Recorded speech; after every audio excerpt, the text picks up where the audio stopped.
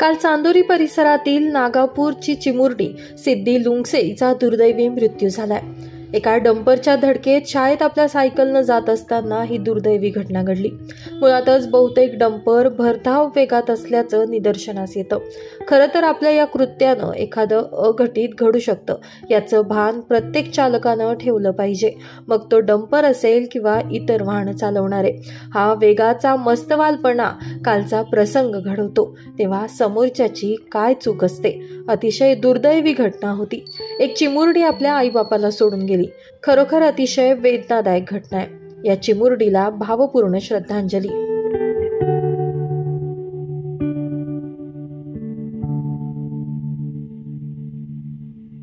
Bureau report, Nashik माझा news, Nashik.